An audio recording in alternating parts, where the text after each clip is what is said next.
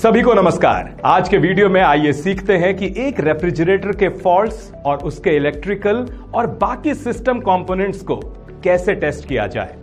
उद्देश्य, इस वीडियो के अंत में आप नंबर 1 करंट कॉइल रिले को चेक और टेस्ट कर पाएंगे। नंबर 2 ओवरलोड प्रोटेक्टर को चेक और टेस्ट कर पाएंगे। नंबर 3 ओम मीटर के साथ कंप्रेसर वाइंडिंग टर्मिनल पिन की पहचान कर पाएंगे। नंबर 4 कंप्रेसर में शॉर्ट सर्किट की जांच कर पाएंगे। नंबर 5 डोर स्विच की स्थिति की जांच कर पाएंगे। नंबर 6 थर्मोस्टेट की जांच कर पाएंगे। नंबर 7 कैपेसिटर की जांच कर पाएंगे। आइए इस एक्सरसाइज को करने के लिए जरूरी टूल्स और इक्विपमेंट्स को इकट्ठा करें। एक 10 मिलीमीटर टिप 200 मिलीमीटर लंबाई वाला स्क्रू ड्राइवर, एक 200 मिलीमीटर का कटिंग प्लायर, एक नोज प्लायर, एक सेट फिलिप्स स्क्रू ड्राइवर, एक ओम मीटर या मल्टीमीटर, एक क्लैंप मीटर, एक OLP यानी ओवरलोड प्रोटेक्टर, एक FHP fractional horse power compressor, एक वोल्ट मीटर और एम मीटर के साथ फिट किया हुआ टेस्ट बोर्ड, एक कैपेसिटर, जरूरत के हिसाब से सैंड पेपर, एक इंसुलेशन टेप। प्रोसीजर, पहला टास्क करंट कॉइल रिले की जांच करें। पहला स्टेप, ओम मीटर या मल्टीमीटर की मदद से 4 और 5 के बीच कंटिन्यूटी की जांच करें। दूसरा स्टेप, अगर 1 और 2 के बीच कंटिन्यूटी ठीक है तो करंट कॉइल रिले की कोई कंटिन्यूटी ठीक है। सामान्य स्थिति में 4 और 5 कंटिन्यूटी बनी रहेगी।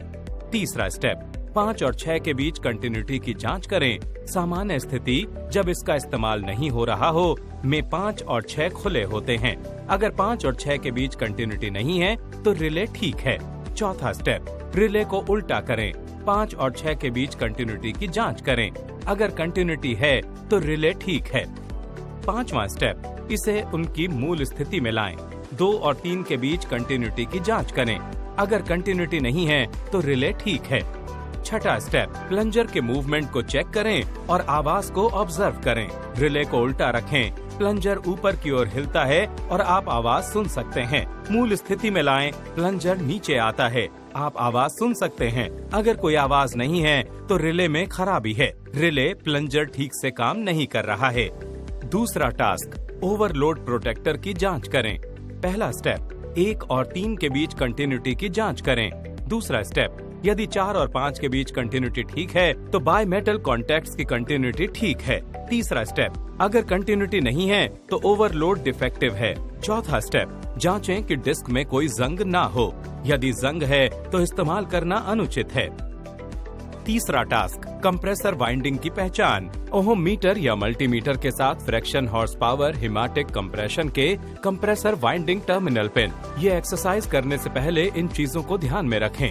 रनिंग वाइंडिंग रेजिस्टेंस हमेशा स्टार्टिंग वाइंडिंग से कम होता है। स्टार्टिंग वाइंडिंग रेजिस्टेंस हमेशा रनिंग वाइंडिंग से ज्यादा होता है। रन और स्टार्टिंग वाइंडिंग की रेजिस्टेंस स्टार्टिंग वाइंडिंग रेजिस्टेंस और रनिंग वाइंडिंग रेजिस्टेंस का योग होता है। अपने मल्टीमीटर को रेजिस्टेंस ओम मोड पर सेट करें। एक मल्टीमीटर प्रोब को मोटर के एक टर्मिनल पर छुएं और दूसरे प्रोब को बाकी के टर्मिनल में छुएं। वो टर्मिनल जो दोनों अन्य टर्मिनलों के साथ सबसे कम रेजिस्टेंस दिखाता है वो संभावित आर्म टर्मिनल हो सकता है। ये इसलिए है क्योंकि आर्म टर्मिनल दोनों वाइंडिंग से जुड़ा होता है और इसके पार का मापन दोनों वाइंडिंग्स के संयुक्त रेजिस्टेंस को दिखाएगा और इसकी रीडिंग्स नोट करें।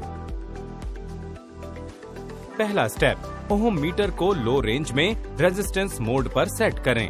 दूसरा स्टेप, A और C के बीच रेजिस्टेंस को मेजर करें 20 ओम।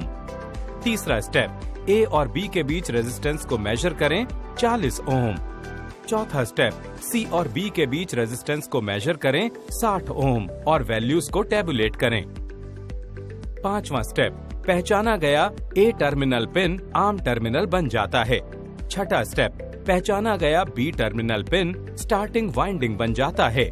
सातवां स्टेप, पहचाना गया C terminal pin run winding बन जाता है। Resistance value manufacturer to manufacturer थोड़ा सा वेरी करता है। इंस्ट्रक्टर के पास कंप्रेसर मैन्युफैक्चरर स्पेसिफिकेशन होनी चाहिए। चौथा टास्क, कंप्रेसर में शॉर्ट सर्किट की जांच करें। पहला स्टेप, मल्टीमीटर को उपयुक्त रेंज पर रेजिस्टेंस मोड पर सेट करें। दूसरा स्टेप, ए प्रोब को कंप्रेसर टर्मिनल पर रखें। तीसरा स्टेप, बी प्रोब को कंप्रेसर की मेटल केसिंग पर रखें। चौथा स्टेप, कंटिन्यूटी की जांच करें। यदि कंटिन्यूटी है तो कंप्रेसर ग्राउंडेड है। पांचवा स्टेप, यदि कंटिन्यूटी नहीं है तो कंप्रेसर ग्राउंडेड नहीं है। पांचवा टास्क, एक डोर स्विच की स्थिति की जांच करें। पहला स्टेप, रेफ्रिजरेटर को ऑन करें। दूसरा स्टेप, रेफ्रिजरेटर का दरवाजा खोलें और कैबिनेट बल्ब की स्थिति की जांच करें।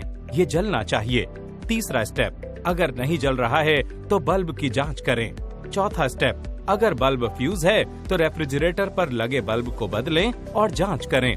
पांचवा स्टेप, फिर भी बल्ब नहीं जलता है तो रेफ्रिजरेटर को बंद करें और डोर स्विच निकालें और वायर्स को डिस्कनेक्ट करें। ध्यान दें, सभी डिस्कनेक्ट किए जा रहे कनेक्शन को मार्क करें। छठा स्टेप, स्विच में कंटिन्यूटी की जांच मल्टीमीटर या टेस्ट लैंप द्वारा ऑन और ऑफ स्थिति में की जा सकती है। सातवां स्टेप, बल्ब होल्डर वायर्स की जांच करें। आठवां स्टेप, अगर स्विच डिफेक्टिव पाया जाता है तो उसे बदलें और तारों को जोड़ें। अगर जरूरत पड़े तो समय समय पर नमक और बर्फ क्यूब्स डालें। समय समय पर इंसुलेटेड कंटेनर से नमक वाला पानी निकालें ताकि सही तापमान मिल सके। सावधानी, थर्मल बल्ब को हैंडल करते समय कैपिलरी को तेज ना करें क्योंकि ये टूट सकती है। छठा टास्क, थर्मोस्टेट पर टेस्ट पूरा करें। पहला स्टेप, बर्फ के टुकड़ों को कुचलें और इसे एक इंसुलेटेड कंटेनर में रखें। दूसरा स्टेप, कुचले हुए बर्फ के टुकड़ों में थोड़ा सा नमक मिलाएं। तीसरा स्टेप, कंटेनर के अंदर एक थर्मामीटर डालें। चौथा स्टेप, एक थर्मोस्टेट लें और इसके इलेक्ट्रिकल कॉन्टैक्ट पॉइंट्स की जांच करें। यदि आवश्यक हो तो कॉन्टैक्ट पॉइंट्स को फाइन सैंड पेपर से साफ करें। पांचवा स्टेप, थर्मोस्टेट पर 2 वायर लीड्स लगाएं। छठा स्टेप, एक बल्ब को थर्मोस्टेट के सीरीज के साथ जोड़ें। सातवां स्टेप, दूसरे वायर लीड को 2 पिन प्लग के साथ जोड़ें और इसे टेस्ट बोर्ड में प्लग इन करें और स्विच ऑन करें। आठवां स्टेप, जांचें कि जब थर्मोस्टेट का नॉब स्टॉप पोजीशन में नहीं है तो बल्ब जलता है या नहीं। नौवां स्टेप, अगर थर्मोस्टेट का नॉब स्टॉप पोजीशन में है और बल्ब जलता नहीं है। 10वां स्टेप, तो नॉब को ऑन पोजीशन पर सेट करें।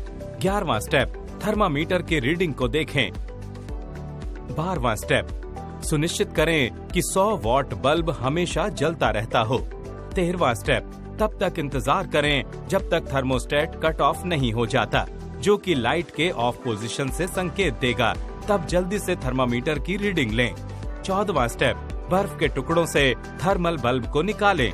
15वां स्टेप, थर्मल बल्ब को हाथ में पकड़ें और इसे गर्म करें जब थर्मोस्टेट कट इन पोजीशन में आता है, जिससे 100 वॉट बल्ब के जलने से संकेत मिलेगा। 16वां स्टेप, 3 अलग अलग रीडिंग्स के लिए टेम्परेचर को ध्यान से नोट करें और टेबुलेशन में रिकॉर्ड करें। 1 और 2 डोर वाले फ्रिज सिस्टम में थर्मोस्टेट मौजूद होता है। 3 और 4 डोर वाले फ्रिज सिस्टम में पीसीबी बोर्ड पर थर्मिस्टर मौजूद होता है। किसी भी प्रकार के डैमेज को देखने के लिए पीसीबी का निरीक्षण करें, जैसे कि जलने के निशान, डिस्कॉलरेशन या कॉरिजन। ढीले या डैमेज्ड कंपोनेंट, कनेक्टर और सोल्डर जॉइंट्स की जांच करें।